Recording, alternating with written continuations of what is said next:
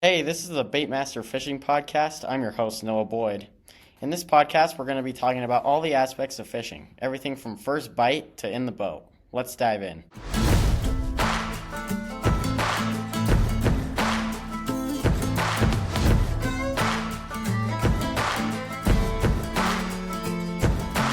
We went for each other like a bullet from a gun. Faster than the sheriff's drawing, hotter than the sun. Didn't see it coming lately, I've been on the run. You know you've seen my face before, so let me tell you something. What's up, everybody? Welcome back to another episode of the Baitmaster Fishing Podcast. Last week we talked about types of baits and the lures to use when you're fishing in lakes and fishing and like freshwater fishing. We talked about like what lures there are, the type of lure that you should use, and we talked about how it was kind of like personal preference based on what you want. For today's topic, we're going to be talking about saltwater and deep sea fishing, just overall. So to get started, where I usually go saltwater or deep sea fishing is usually in Florida, but we usually have to go out with a charter because sadly I don't live in Florida, and we don't have a boat either, so we have to go out with somebody usually. But usually it's a lot of fun, so. I'd say for saltwater or just deep sea in general, I'd say probably my favorite type of fish to catch, like sport-wise, is probably amberjack. And then I also really like to catch like snapper, grouper, hogfish, and all that. But there was this one time, I think it was last trip where we caught, two trips ago, where we caught one of the guys on our trip caught a Goliath grouper. So that was pretty sick. And it was actually really cool to see because they are huge, dude. It's insane. Intercoastal wise, I like to catch like redfish and like jack and tarpon and cobia. But like tarpon, they're really cool. I like that they're extremely hard to catch. They're more of a sport fish than anything. And so I like being able to try and catch them, but I have never caught a tarpon. They're extremely hard to catch. But what I have caught is a cobia. Sorry, I have not caught it. When I was younger, I got it on the line. And I was so young that I couldn't even handle it, so my dad had to reel it into the boat because it was so strong. But overall, I really like saltwater fishing in general. I think it's really fun and just enjoy doing it. I'd say, like, eating-wise, that's probably the best you can get, because, like, I really like eating snapper and grouper. Plus, they're really fun to catch. But I'd say out of my favorites, it's more like hogfish is also really good. They also have these things called grunts. I don't know if you listened, I think it was 2 episodes ago, where me and my guest Rustin, we were talking about grunts and how they make extremely good fishing tacos, or fish tacos. And that's true. I mean, they're extremely good to eat. They're really good for eating. I think that it's all about what you like when it comes to, like, good eating fish. Like, some people like snapper because it's, like, more flaky and more rich. But some people also like grouper. Personally, I like grouper better because it's just, like, I think it's better of a fish, but overall, it's personal preference just for everybody and what they want. So, tarpon. Let's talk tarpon. So, tarpon usually are they're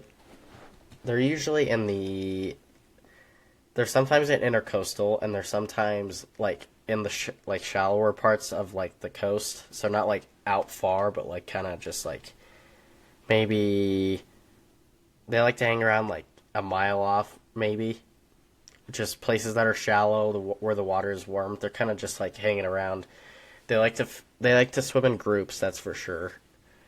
Every time that I've seen them, they're extremely hard to catch, but they swim extremely fast. They fight. They've even been known to split hooks, so that's also what you got going for you. So I just think if you're gonna go for tarpon, you should probably go with somebody who knows what they're doing. And if you've never fished for tarpon before, good luck, because yeah, they're extremely hard. I really like to. I caught an amberjack, and I those are really fun. They're like a smaller. They're not huge fish, but they're really fun because they swim fast. They're like the bass. I'd say I'd compare them to like the bass of the deep sea, and that's what's cool about deep sea fishing is like it's really different, and it's very like you can't really compare it to other types because it's just so like it's a lot like if you're using a spinning reel and you're just dropping and like jigging. It's kind of like that, except the reward is a lot better than like a walleye. Like I like fishing for walleye and all that, but let me tell you, when you get a red snapper on the line or a grouper or anything that you don't really know what it is, like if you're jigging, you definitely know it's a walleye because you're just jigging for walleye, and they're the ones that sit on those humps. But when you're like dropping stuff down on, say, like in like probably 40 miles off the coast, you really don't know what you're gonna get. So that's what's fun is it's kind of like a mystery, but also you kind of know at the same time because it's kind of like what's common out in the deep sea. So usually you'll be catching like snapper, red snapper, just any type of snapper. They're really common out there, but it is hard because you have to get them at when they're in season. Otherwise, you can't keep them. So usually when we go out in May, you can't keep them. But 1 year, I think 2 or 3 years, we've gone out in June, and we went fishing, so we could keep them because they were in season. In Florida, they get in season on like June 1st or something like that. Literally the day after we leave. So it's whatever, but I really like eating them. They're good to eat.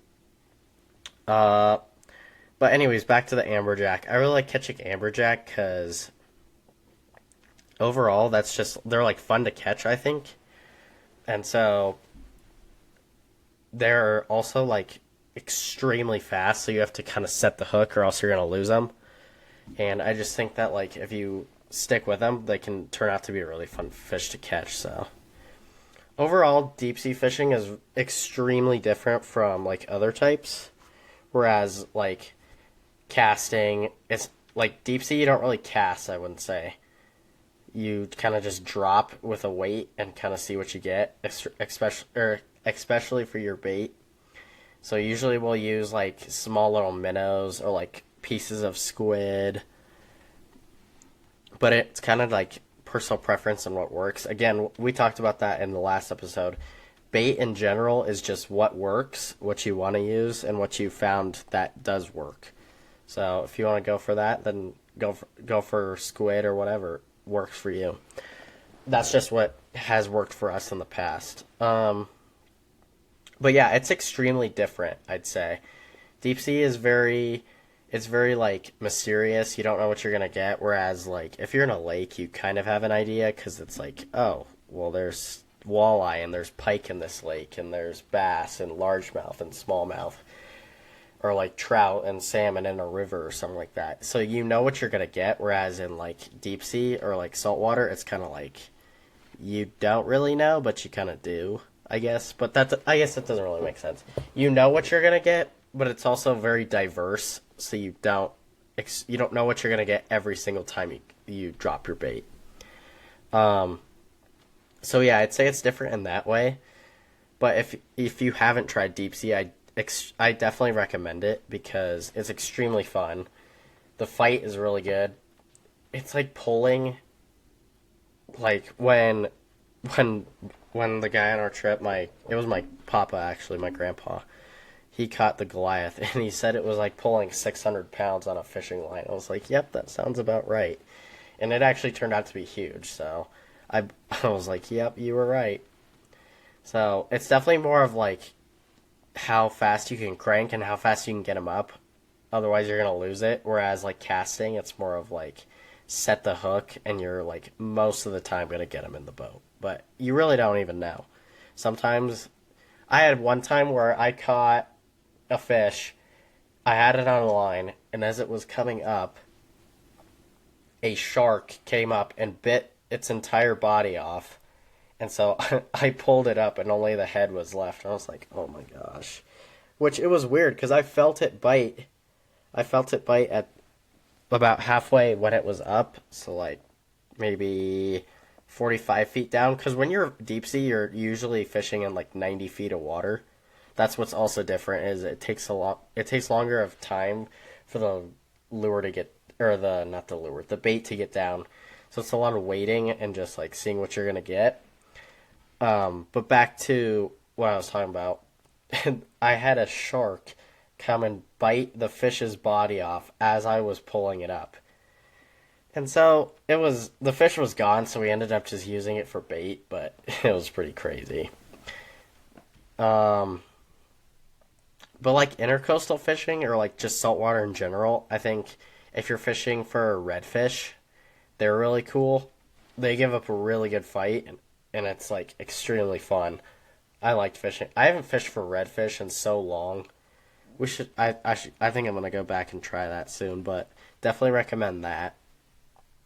I think I would like to have like a guest on with some type of like experience in that. Who like maybe like a fishing captain or like a charter captain or something like that. So if you do want to come on the show, just DM me on Insta if you're interested. So overall, just deep sea fishing is extremely fun. I'd try it.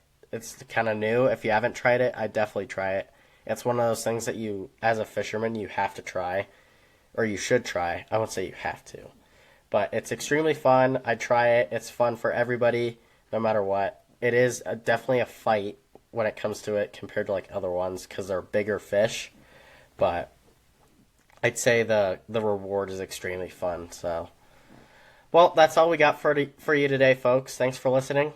Make sure to go rate and follow the show wherever you listen to your podcasts, and also go follow our Instagram page that's in the description below.